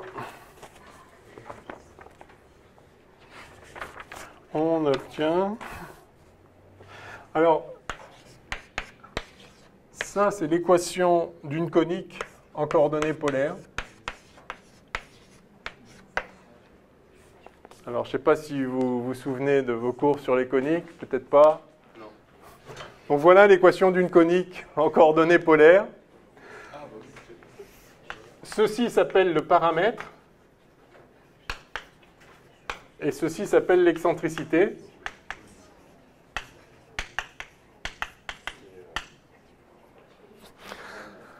Alors, si l'excentricité vaut 0, à l'évidence, c'est un cercle. R égale P, si ça vaut 0. Donc, R égale constante. Donc, OK. Si, donc, E égale 0, c'est un cercle. Si E est entre 0 et 1, on a une ellipse. On a une ellipse, vous voyez bien que si E est plus petit que 1, alors le cos θ au minimum, il vaut moins 1, et donc ça, ce ne sera jamais nul. Ce sera toujours strictement positif. Donc R ne peut pas aller à l'infini. Il n'y a aucune valeur de θ pour laquelle R diverge, et donc on a bien une ellipse, on a une trajectoire qui est bornée. Maintenant, si E est égal à 1, eh bien, tout juste pour le θ qui vaut pi, on va avoir ici R qui diverge, qui tend vers l'infini, et donc ça, c'est une parabole. Et si E est plus grand que 1, vous voyez que ça va diverger, même avant que θ vale pi. Donc c'est là que vous allez avoir vos deux asymptotes qui sont donnés par θ, les deux asymptotes de part et d'autre, par le θ qui fait diverger... Et il y en a deux, hein, du coup, symétriques. L'un est 2pi moins lui-même. Enfin, ou moins lui-même d'ailleurs. Et donc ça, c'est une hyperbole. J'ai vu un bras se lever. Oui. Est-ce qu'on pouvait juste décrire rapidement la démarche pour arriver à cette façon paramétrique? Oh, bah c'est simple. Ouais, parce que, On avait 1,5 de mu R point carré plus l'énergie potentielle effective de R qui vaut E0. Donc on a dr sur dt qui vaut 2 sur mu E0 moins EP de R racine. Hein, j'ai juste dit que R point c'est dr sur dt. Donc on a dr sur racine du truc égale dt. Ça nous donne R dt. Par ailleurs, on a ça, on a dθ sur dt.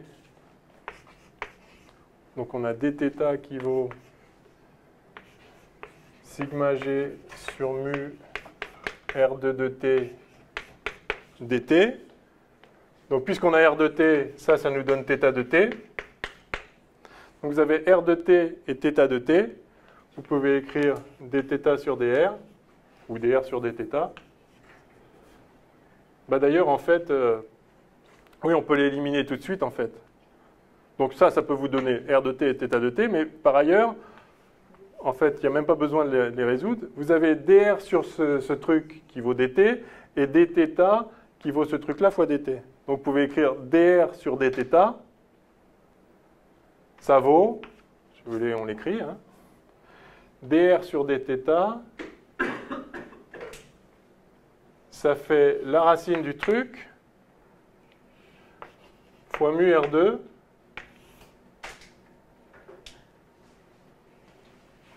sur sigma g, c'est ça? dr, c'est racine de truc fois dt, divisé par sigma g sur mu R2 fois dt. Voilà. Donc en fait, on a ça. Vous voyez, c'est même pas la peine de résoudre l'équation paramétrique du mouvement. Vous avez dr sur dθ qui vaut ce truc, fois mu R2 sur sigma g. Ça dépend que de R. Donc vous avez dr sur tout ça égale dθ. Vous intégrez, vous avez R de θ et vous trouvez ça. C'est magnifique. si jamais on est amené on serait guidé quand même. Ah oui, oui, vous seriez guidé. Oui, oui, parce que c'est vite fait de se planter. Enfin, je veux dire... Enfin, c'est trivial, c'est pas compliqué. Hein. Ça a été fait une fois pour toutes. Newton a fait ça, merci Newton. 200 000 personnes ont fait ça après lui. Je l'ai fait moi-même, hein, il fut un temps, voilà, j'ai dû le faire 12 fois. Et la 13e, on se dit, bon, c'est bon, j'ai compris. Voilà.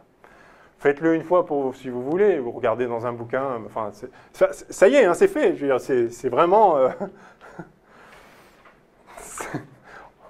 ça, on l'a, on a tout, il faut intégrer. Si vous voulez vérifier que ça vérifie ça, c'est peut-être plus facile. Servez-vous du résultat et vous allez trouver que ça donne ça. Alors, la question maintenant, c'est que vaut P et que vaut E en fonction des paramètres qui sont E0 et sigma G et les différentes masses, M1 et M2. Ou mu et grand M, c'est pareil. Alors, si vous voulez, je vous donne ces expressions, mais en fait, elles sont galères.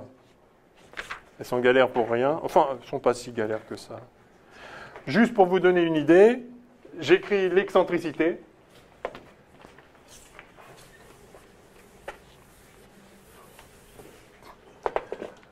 L'excentricité, en fait, c'est égal à racine de 1 plus 2E0 sigma G carré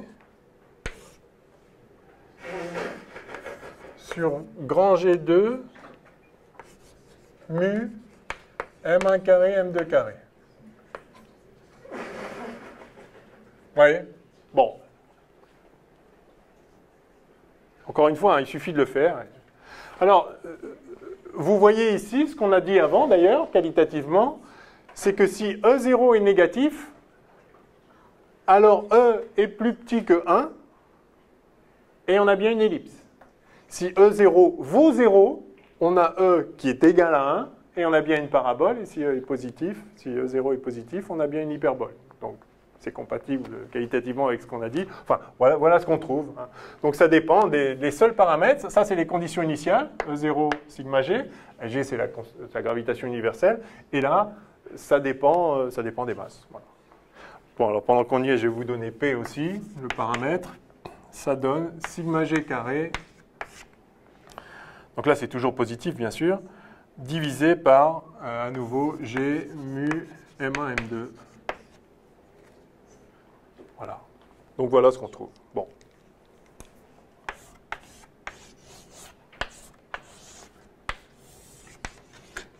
Voilà.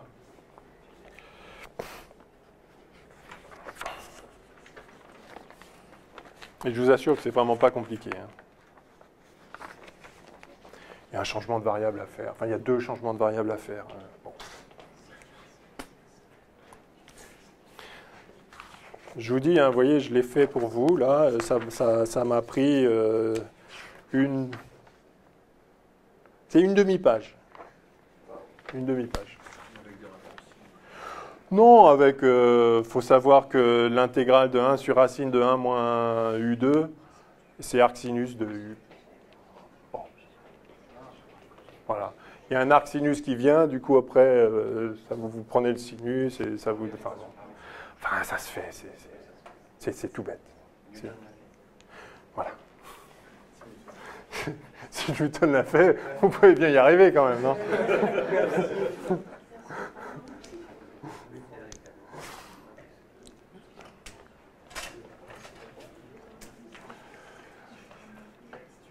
OK?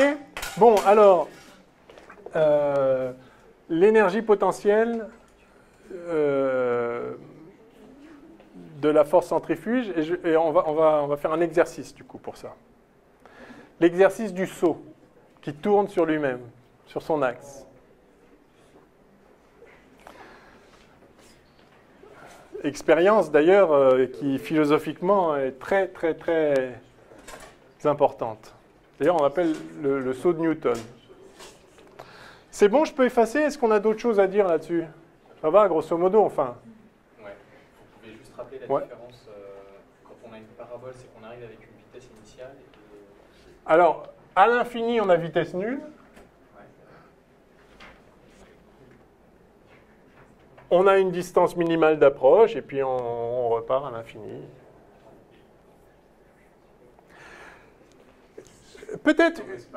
Ouais, non, juste une chose, enfin, c'est un exercice classique. Vous avez... Alors, d'abord, parce que je crois que je n'ai pas fait la remarque. La particule relative, quand il y a un corps qui est infiniment plus massif que l'autre, en fait, c'est le corps le plus léger. Si M1 est grand devant M2, alors mu égale M2. Puisque c'est M1, M2 sur M1 plus M2. Et donc M1 plus M2, en gros, c'est M1. Si M1 est vraiment grand. Et donc ça, c'est M2. Et R2... On a dit que c'était... On a dit que c'était... À chaque fois, j'oublie. C'était M1 sur M1 plus M2 petit r. Et donc, en gros, c'est petit r.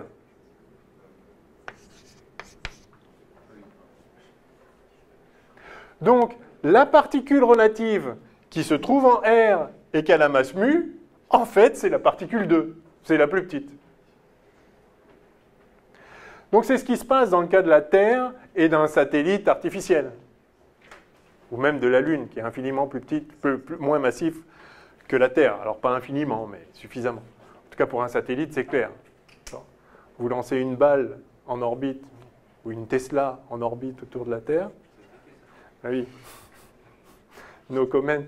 Donc, Vous lancez une Tesla en orbite autour de la Terre, la masse de la Tesla est bien plus petite que la masse de la Terre, donc dans ce problème à deux corps, la particule relative, c'est la Tesla. Et la Terre autour du Soleil, la particule relative, c'est la Terre. Alors, que se passe-t-il? Comment on peut avoir ces différents cas? Supposons que... J'allais dire, supposons que vous êtes Dieu. Enfin, supposons que vous avez des moyens assez conséquents. Vous êtes au repos dans un référentiel galiléen centré sur la Terre. Et vous avez un corps là, et vous pouvez le lancer. Et vous le lancez orthogonalement comme ça. Que va-t-il se passer? Vous pouvez le lancer plus ou moins vite. Enfin, avec une vitesse plus ou moins grande. Si vous le lancez avec une petite vitesse, d'abord, si vous le laissez sans vitesse initiale, à ce moment-là, le sigma g initial va être égal à 0. Enfin, sans vitesse initiale, on sait ce qu'il va faire. Il va tomber droit dessus. OK.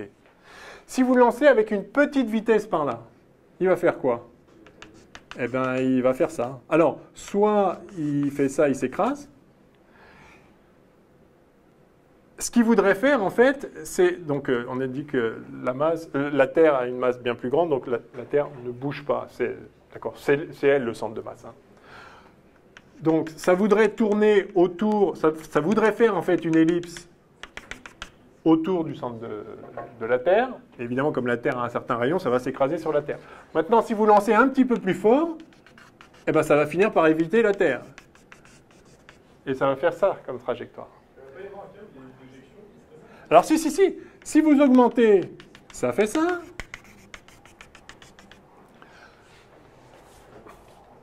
Donc, augmenter la vitesse initiale, c'est augmenter l'énergie là-dedans.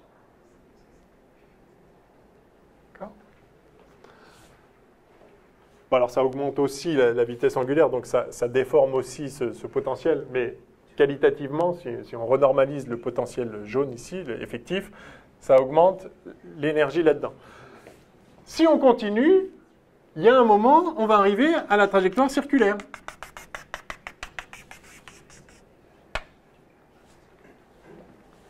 On est là. Si on augmente encore, qu'est-ce qui va se passer? Ah non, pas tout de suite. Il va faire une ellipse, mais maintenant c'est lui qui va être le foyer proche. Là, c'était le foyer lointain. Là, c'est le foyer proche et le foyer lointain sont les mêmes, c'est un cercle. Si vous continuez, maintenant ça va faire comme ça. Mais c'est toujours une ellipse, il est toujours capturé.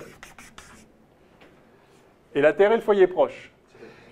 Et puis au bout d'un moment, vous allez avoir pile le V0 tel que vous soyez là, tel que l'énergie totale soit nulle. C'est quoi le V0 pile pour pouvoir aller à l'infini? C'est celui qui vous donne une énergie totale égale à 0. L'énergie totale, c'est quoi? C'est 1/2 de mv0 carré moins g, la masse de la Terre, la masse de votre corps, divisé par la distance au carré, si vous démarrez à la distance d, divisé par d carré. Par d, pardon. Donc quand ça vaut 0, voilà. Donc voilà le V0 limite qui fait que vous ne reviendrez plus. Ça ne dépend pas de petit m, ça on le sait, hein, la gravitation, ça ne dépend pas de m. Hein. Tous les corps ont les mêmes trajectoires, quelle que soit leur masse. Donc le petit m s'en va. Et donc vous avez un V0 limite ici, qui vaut racine de 2 GMT sur D. Bon, très bien.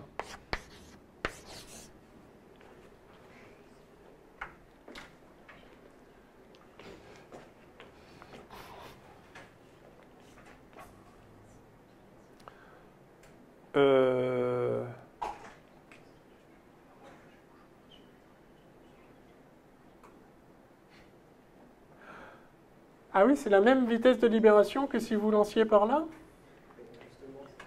Oui, il y a un truc. On peut calculer la vitesse V0 telle qu'un satellite, par exemple. Alors attendez, j'ai peut-être dit une bêtise, on va voir. Oui, je vous écoute. Un satellite, ne tombe jamais sur la Terre et en orbite stationnaire sans rien toucher une fois que la vitesse est zéro.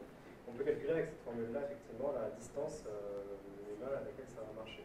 Mais imaginons qu'on fasse dévoler une fusée de la Terre. Souvent, il y a des problèmes comme ça en disant il faudrait donner quelle est la vitesse pour que ça ne retombe pas. Voilà, ça s'appelle la vitesse de libération. En orbite, c'est la vitesse de libération. Sauf que le truc, c'est que ce que je comprends pas, c'est que la vitesse qu'on lui donne à la fusée, c'est une vitesse qu'il a fait sortir de la Terre tout de suite. Donc c'est effectivement une vitesse qui part loin. Oui, mais si vous tirez par là et que vous n'allez pas assez vite, ça va retomber. Je suis d'accord. Ouais. Au bout d'un moment, enfin, de toute façon,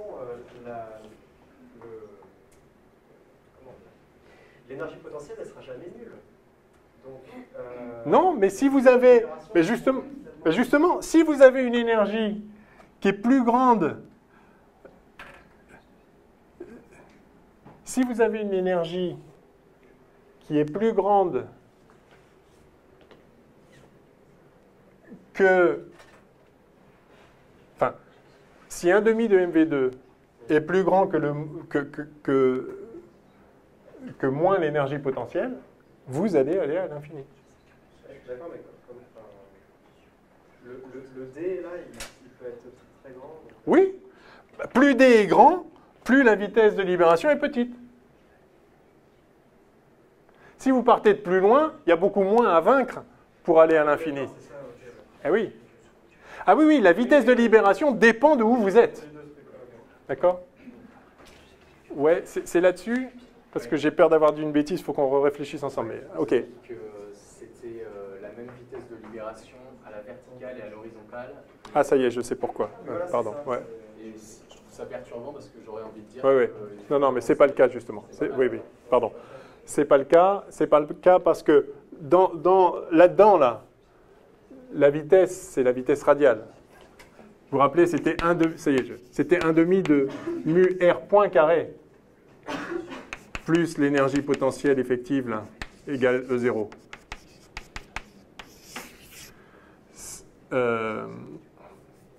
Donc c'est le R point qui doit valoir ce qu'il faut pour pouvoir s'échapper. Okay. D'accord? Or, ici, R point égale 0. Donc j'ai effectivement dit une bêtise, mais on peut quand même se servir de ça pour trouver la réponse. Quelle est la vitesse angulaire? Parce que ce que ça va faire, enfin tirer par là, ça modifie EP effectif, puisque là-dedans, il y a sigma g. Or, que vaut sigma g? Eh bien, sigma g, c'est mu d V0. D'accord? Ok? Tout le monde voit que sigma g, c'est mu d V0? C'est m, r vectoriel v. D'accord?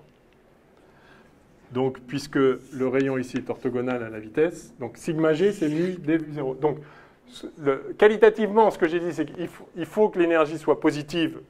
Et à ce moment-là, enfin, quand l'énergie vaut pile 0, c'est là qu'on dégage. Mais ce qu'on fait changer, en fait, ce qu'on change ici, c'est pas... Enfin, ce qu'on change ici, c'est pas R point, c'est sigma g, en changeant V0.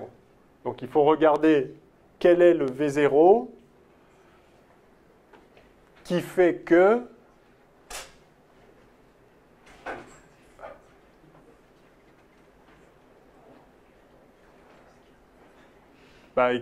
qui fait que, enfin oui, qui fait que tout ça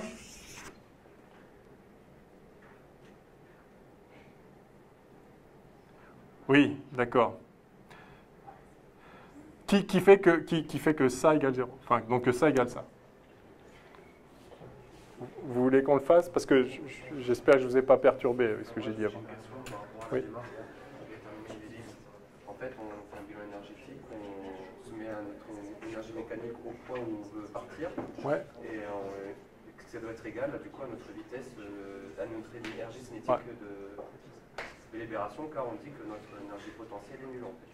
Parce qu'on veut... Oui, c'est ça. L'énergie va se conserver. Si vous voulez aller à l'infini, vous aurez une énergie potentielle nulle. Et donc, il vous faut l'énergie cinétique qui vous permet de l'atteindre. Parce que en fait,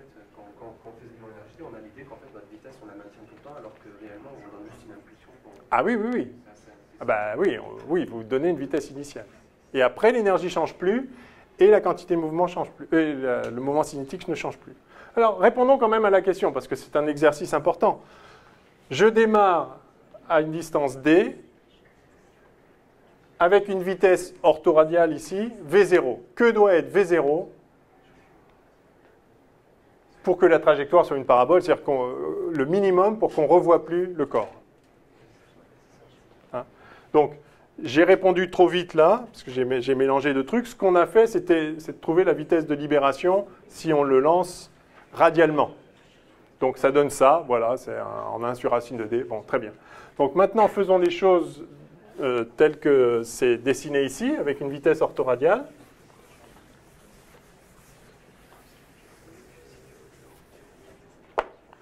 Quelle heure est-il, juste pour être sûr de... Il nous reste un petit quart d'heure? Ok. Alors, parce qu'il faut encore qu'on fasse la loi des airs, mais ça, il y en a pour 2 minutes. Donc juste on fait ça. Alors, on a sigma g qui vaut, je l'ai dit, mais je le répète, mu d v0. OK?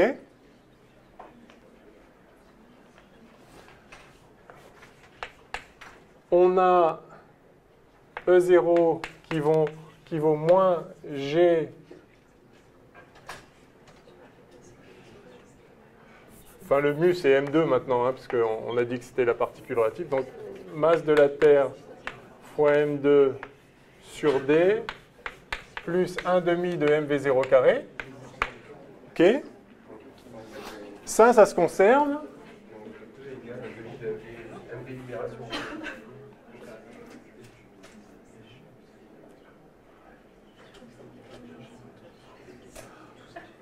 Ah ben non, mais c'était correct en fait.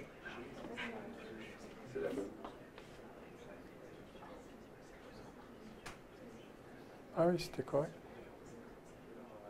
Ah oui, parce que on avait déjà dit ça. Là-dedans, on n'avait pas mis le sigma g. Donc il va donner la même chose. D'accord ? J'avais pas mis l'énergie potentielle effective, j'avais mis directement cette énergie-là. Donc en fait, c'était bon. Bon, continuons. Donc, E0 va se conserver. Si on veut aller à l'infini, oui, bah c'était correct. Bon, bah c'était correct. OK.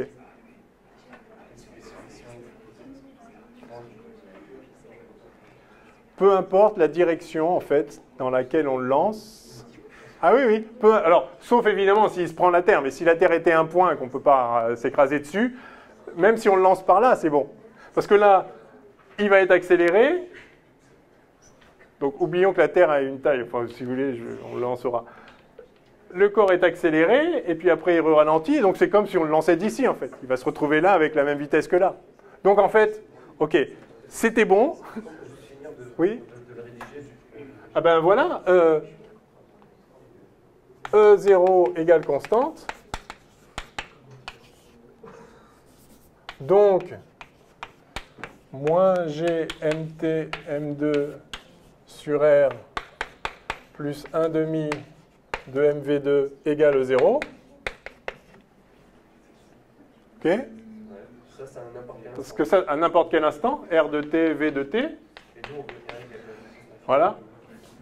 Donc, R de t tend vers l'infini si 1/2 de m v de t carré égale E0, c'est-à-dire ça. Ok, d'accord. C'était pour bien. D'accord?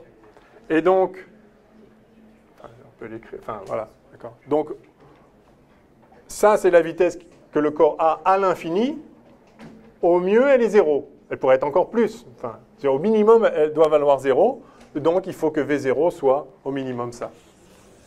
Donc, c'est bien la vitesse de libération, quoi qu'il arrive, quelle que soit la direction dans laquelle on lance. Donc, pardon pour la confusion. Parce que moi, en fait, Le raisonnement qualitatif est correct. Il faut pouvoir se retrouver à l'infini. moi, j'aurais fini de développer, je me serais retrouvé du coup, avec un Vlim égale mon énergie cinétique. Enfin, ça aurait été juste de répondre ça aussi. Du coup, peut... Que ce soit U- égal à ça. Ben oui, c'est ça. Ça fait 1,5 de mv0 carré moins gmt m2 sur d. Et donc, si vous voulez que ça soit supérieur ou égal à 0, ça fait v0. Il faut quand même la condition supérieure ou égale à 0. Ah bah, il faut que ça soit supérieur ou égal à 0. Donc, si vous voulez que ce soit juste 0, le minimum, ça, c'est supérieur ou égal à 0. C'est pas qu'on l'impose, ça l'est, de fait.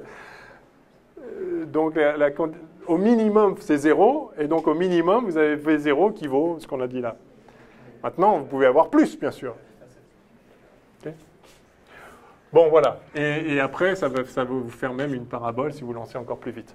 Bon, alors, énergie potentielle de la force centrifuge et loi des airs, 5 minutes chacune.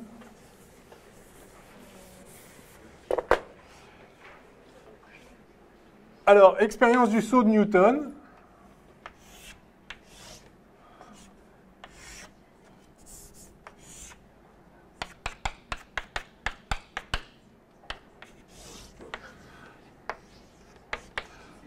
Un saut d'eau.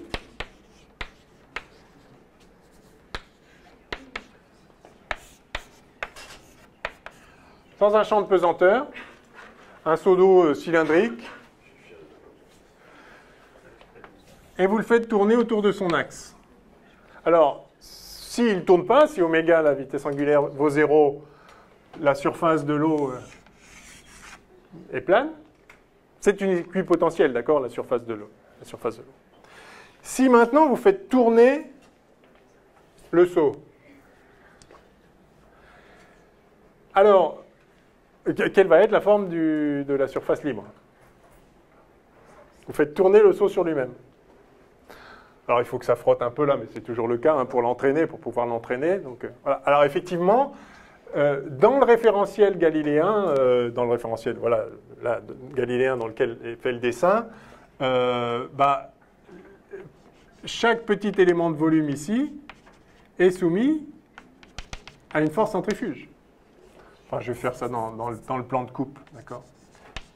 Chaque petit élément de volume est soumis à une force centrifuge, dF, si je prends un petit volume d'étau, qui vaut quoi? Alors voilà, qui vaut quoi? La force centrifuge. Non, la force centrifuge, ça va être plus. C'est moins MA.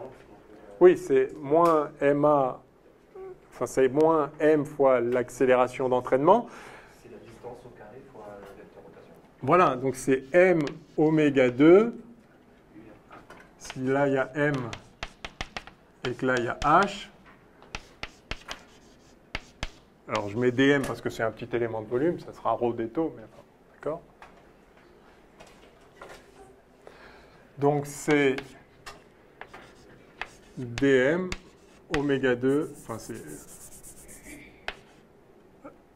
Donc c'est R oméga 2 dm UR. UR cylindrique. Hein. Donc c'est effectivement, ce n'est rien d'autre que moins m à e.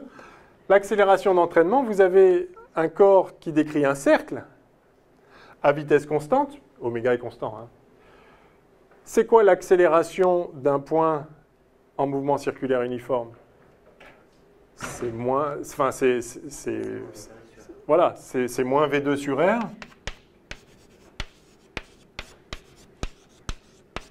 UR. Mais V2, c'est R oméga. Donc ça fait bien ça, quoi.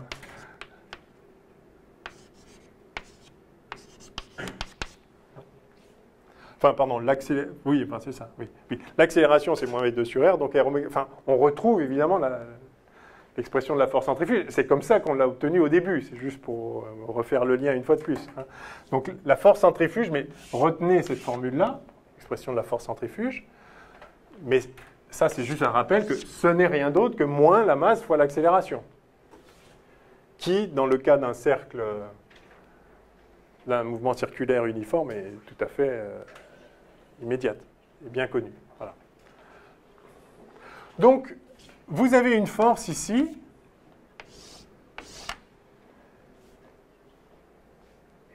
pour chaque petit point, là, qui est proportionnel à R. Donc, il y a une force qui pousse fort par là, là, pas trop fort, et là, encore plus fort, d'accord? Mais évidemment, l'eau est incompressible, et donc ça va déformer, la surface de l'eau, et vous savez bien intuitivement que ça va faire un truc comme ça, quoi. Alors, un truc comme ça, mais quel truc vraiment? C'est quoi la vraie force? Alors, ça va être une parabole, mais pourquoi?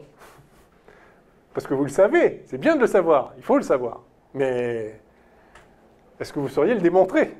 Plus intéressant. Alors, le plus simple, c'est justement de se mettre dans le référentiel tournant, dans lequel il y a une force centrifuge, et d'écrire l'équation, et de trouver l'énergie potentielle qu'il y a dans ce référentiel-là. Donc, dans le référentiel tournant, tout à l'heure, je crois que j'ai dit, on se met dans le référentiel galiléen, il y a une force centrifuge. Je crois que j'ai dit ça, ce qui était évidemment faux. C'est, dans le référentiel galiléen, il n'y a pas de force centrifuge, mais il y a le corps qui tourne, donc à une certaine vitesse, et ça doit faire un équilibre dynamique, du coup. Donc je crois que j'ai dit une bêtise. Enfin, bref, vous m'aviez compris. Je crois que dans le référentiel tournant, il y a une force centrifuge. Donc on a deux forces. Pour chaque petit élément de volume ici, le point, d moins dmg uz, et la force centrifuge, force d'inertie, dont on vient de dire qu'elle est égale à R2 oméga 2 dm UR. Et on veut écrire les conditions d'équilibre. Ah, pardon, bien sûr. Merci. Monsieur, on est en train de faire la loi des zèbres? Non, non, non, non, non. On fait l'expérience du saut de Newton. On trouve, parce qu'il y avait une question sur le potentiel effectif, donc j'ai dit que c'était en fait la barrière centrifuge, c'est en fait, dans le référentiel tournant, ça correspond à l'énergie associée à la force centrifuge, qui dérive d'un potentiel. Ça n'a rien à voir avec la loi des airs. On l'a fait juste après. Ouais. Je faisais 5 minutes de chaque. Bon, là, on a peut-être épuisé les 10 premières minutes. Mais... Oh non, ça va, il est pile l'heure. Donc c'est bon, j'en ai pour 2 secondes.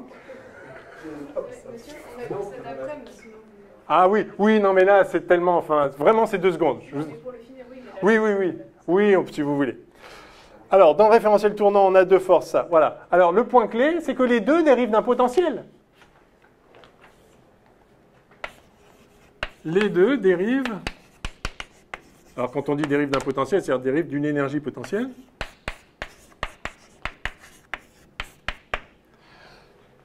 EP ici, bon, on le connaît bien, cet EP-là. Donc, c'est la fonction telle que moins grade de cette fonction, ça donne la force. Donc ça, c'est mgz. Hein? Si vous faites moins le gradient de ça, ça va faire sur x rien, sur y rien, sur z, d sur dz, c'est-à-dire mg, avec le signe moins mg uz. Bah, oui, ok. Enfin, dm, pardon. Je prends un petit élément. Mais ça aussi, ça dérive d'un potentiel. Ça ne dépend que de R, et c'est suivant UR. Donc, c'est un gradient. Le gradient de quoi? Eh bien, quelle est la fonction telle que si on la dérive, on a moins ça? Bah, si j'intègre ça, ça me fait 1/2 de R2 oméga 2 dm. Et donc, si on veut avoir moins, il faut mettre le moins là.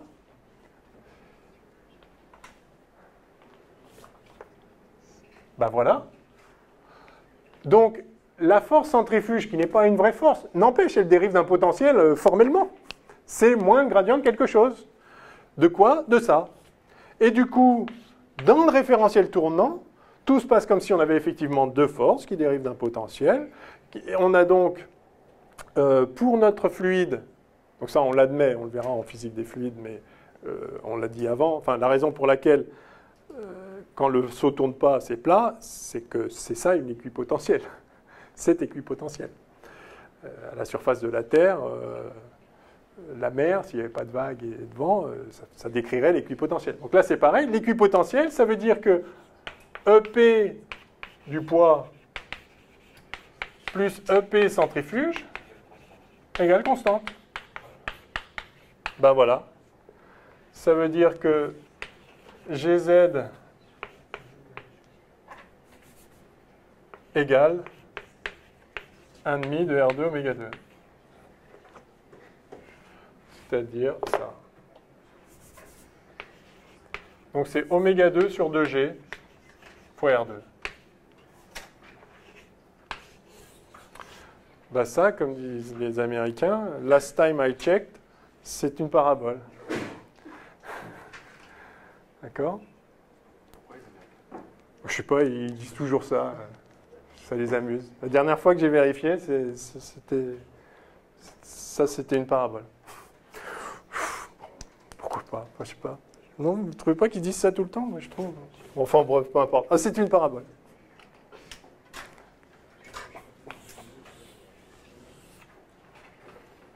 La loi des airs ou pas la loi des airs? Bon. Ah, c'est même pas 5 minutes. Ok, c'est après. Ça marche. Comme vous voulez. Je sens que vous avez faim quand même. Bon, ok. On se voit où d'ailleurs cet après-midi? C'est où les cours d'habitude? Ici? Ah. Bon. En tout cas, ouais. 356. Ok. Bon, eh ben à tout à l'heure.